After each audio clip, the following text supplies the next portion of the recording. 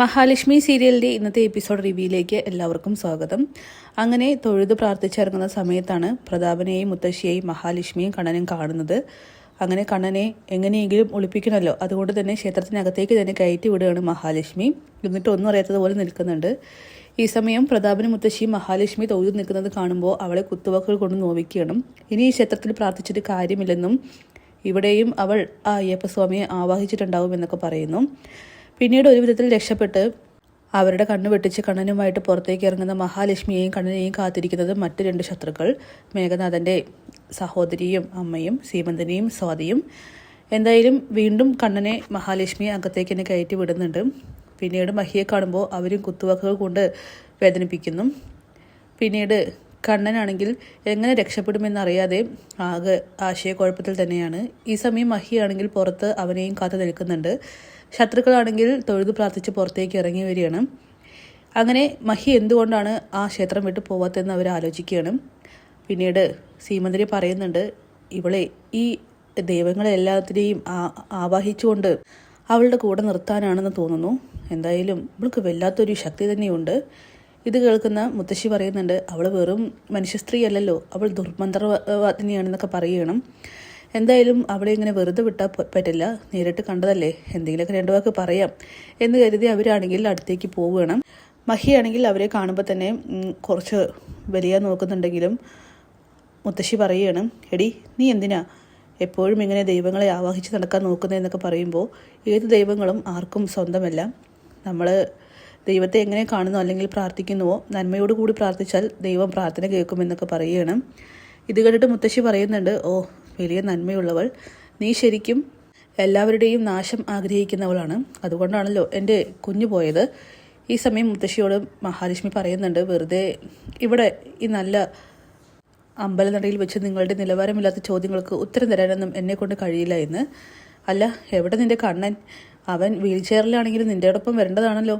ഇത് കേട്ട് മഹി പറയുന്നുണ്ട്, കണ്ണേട്ടൻ വീട്ടിലാണെന്ന്. എന്തായാലേ നീ തോമസ് വൈദ്യൻ്റെ അടുത്തേക്ക് ഇടയ്ക്കിടയ്ക്ക് പോയിട്ട് യാതൊരു കാര്യമില്ല, പക്ഷേ കണ്ണന് കാര്യമില്ലെങ്കിലും നിനക്ക് എന്തോ ഒരു കാര്യമുള്ളതുപോലെ തോന്നുന്നു എന്ന് പറയുമ്പോൾ മുത്തശ്ശി എന്താ ഉദ്ദേശിക്കുന്നതെന്ന് ചോദിക്കുകയാണ്. നീ സത്യത്തിൽ കണ്ണനെയും കൂട്ടിയിട്ട് തോമസ് വൈദ്യൻ്റെ അടുത്തേക്ക് പോകുന്നത് പച്ചയായിട്ട് പറഞ്ഞാൽ നിനക്ക് വിഷമൊന്നും തോന്നരുതെന്ന് മുത്തശ്ശി പറയുകയാണ്. ഇത് കേൾക്കുന്ന മഹിയാണെങ്കിൽ എന്താണെന്ന് അറിയാനായിട്ട് കാതോർക്കുന്നു. നീ ആ തോമസ് വൈദ്യനെ കാണാൻ വേണ്ടിയിട്ടല്ലടി ആ കണ്ണനുമായിട്ട് അവിടേക്ക് പോകുന്നതെന്ന് ചോദിക്കുമ്പോൾ മഹാലക്ഷ്മി ആണെങ്കിൽ ആകെ ഷോക്കാവുകയാണ്. കാരണം തൻ്റെ അച്ഛൻ്റെ പ്രായമുള്ള ഒരാളെ വെച്ചിട്ടാണ് ഇതുപോലെയുള്ള വില കുറഞ്ഞ വളരെ മോശപ്പെട്ട ഒരു വാക്ക് പറയുന്നത്. ഇത് കേൾക്കുന്ന മഹിയാണെങ്കിൽ പ്രതികരിക്കാൻ നിൽക്കുന്നില്ല. കാരണം അവരോട് പ്രതികരിച്ചിട്ട് കാര്യമില്ലെന്നുള്ള സത്യം മഹി മനസ്സിലാക്കുകയാണ്. അങ്ങനെ സീമന്തിരിയും സ്വാതിയും എല്ലാവരും ഇത് കേട്ട് ചിരിക്കുന്നുണ്ട്.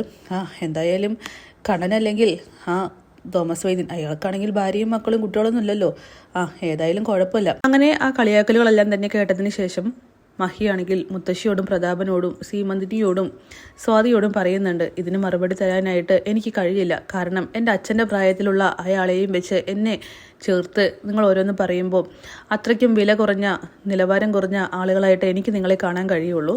പിന്നെ കുറച്ചെങ്കിലും ബുദ്ധിയുണ്ടെങ്കിൽ ആരും ഇങ്ങനെ സംസാരിക്കില്ല എന്നൊക്കെ മഹിയാണെങ്കിൽ മുത്തശ്ശിയോട് പറയുന്നുണ്ട്. എന്തായാലും അയ്യപ്പസ്വാമിയെ ആവാഹിക്കുന്ന തിരക്കിലാണല്ലോ നീ ഇരുന്ന് ആവാഹിക്കും. ഞങ്ങൾ വന്നതിൽ യാതൊരു അർത്ഥമില്ലെന്നുള്ള കാര്യം ഇപ്പം മനസ്സിലായി.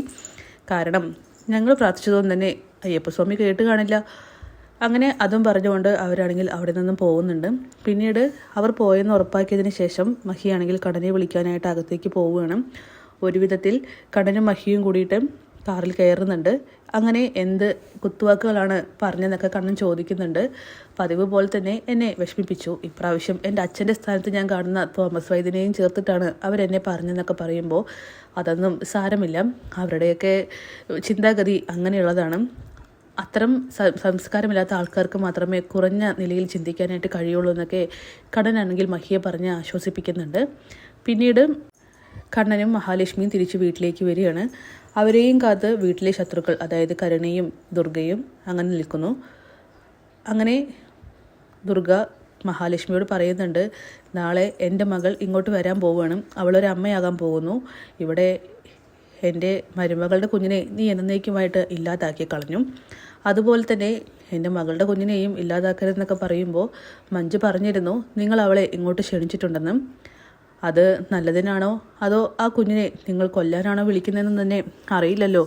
എന്തായാലും നാളത്തോട് കൂടിയിട്ട് നിങ്ങളുടെ യഥാർത്ഥ സ്വഭാവം എന്താണെന്ന് അറിയാൻ കഴിയുമെന്ന് കണ്ണനാണെങ്കിൽ മറുപടി കൊടുക്കുകയാണ്. താൻ ഇതിനൊന്നും കാത് കൊടുക്കണ്ട എന്ന് പറഞ്ഞുകൊണ്ട് മഹിയെയും കൂട്ടിയിട്ട് അകത്തേക്ക് പോകുന്നുണ്ട്. ഈ സമയം ദുർഗയാണെങ്കിൽ കരുണയോട് പറയുകയാണ്, ഇവർക്ക് എങ്ങനെയാണ് ഇത്രയും മുൻകൂട്ടി ചിന്തിക്കാനുള്ള കഴിവ്? നമ്മൾ ആ മഞ്ജുവിനെ വിളിക്കുന്നത് ഇതിനാണെന്നുള്ള കാര്യം ഇവരെങ്ങനെ അറിഞ്ഞു എന്നൊക്കെ ഇങ്ങനെ ചിന്തിക്കണം. പിന്നീട് കണ്ണനും മഹാലക്ഷ്മിയും ആണെങ്കിൽ റൂമിലേക്ക് പോകുന്നുണ്ട്. ഈ സമയം കണ്ണനാണെങ്കിൽ മഹിയോട് ഒരു സംശയത്തെക്കുറിച്ച് പറയുകയാണ്. മറ്റൊന്നുമല്ല, കണ്ണൻ്റെ മനസ്സിൽ അലട്ടിക്കൊണ്ടിരിക്കുന്ന ആ വലിയ സംശയം. താനിപ്പോൾ ആരോഗ്യപരമായി തന്നെ എഴുന്നേറ്റ് നടന്നിരിക്കുന്നു. ആ സമയം ആ പ്രതാപനും മുത്തശ്ശിക്കും അതുപോലെ തന്നെ വാമദേവനൊക്കെ തന്നെ തിരിച്ചടി കിട്ടിക്കൊണ്ടിരിക്കുകയാണ്. എൻ്റെ അമ്മാവനാണെങ്കിൽ ഇപ്പോൾ വീൽ ചെയറിലാണ്. എല്ലാം കൂടി കണക്ട് ചെയ്ത് നോക്കുമ്പോൾ എനിക്ക് എന്തൊക്കെയോ ഒരു സംശയങ്ങൾ തോന്നുന്നു മഹി. എന്താണെന്നിങ്ങനെ മഹാലക്ഷ്മി കണ്ണനോട് ചോദിക്കുന്നുണ്ട്. മറ്റൊന്നുമല്ല, ഒരു പക്ഷേ എൻ്റെ അച്ഛനെയും എന്നെയും കൊല്ലാനായിട്ട് കൊട്ടേഷൻ കൊടുത്തത് എൻ്റെ അമ്മാവനായിരിക്കുമോ എന്ന് മഹിയോട് കണ്ണൻ ചോദിക്കുന്നുണ്ട്. ഇത് കേൾക്കുമ്പോൾ തന്നെ മഹിയാണെങ്കിൽ ആകെ ഷോക്കാവുകയാണ്. കാരണം അവൾക്കാണെങ്കിൽ സത്യങ്ങളൊക്കെ തന്നെ അറിയാമല്ലോ. അങ്ങനെ മഹി ആ കാര്യങ്ങളൊക്കെ തന്നെ ചിന്തിച്ചെടുക്കുന്നുണ്ട്. കണ്ണൻ ഏകദേശം സത്യത്തിൻ്റെ അടുത്തേക്ക് എത്തിയിരിക്കുകയാണ്. അപ്പോൾ കാത്തിരിക്കാൻ നമുക്ക് കിടിലൻ എപ്പിസോഡ്സിനായിട്ട്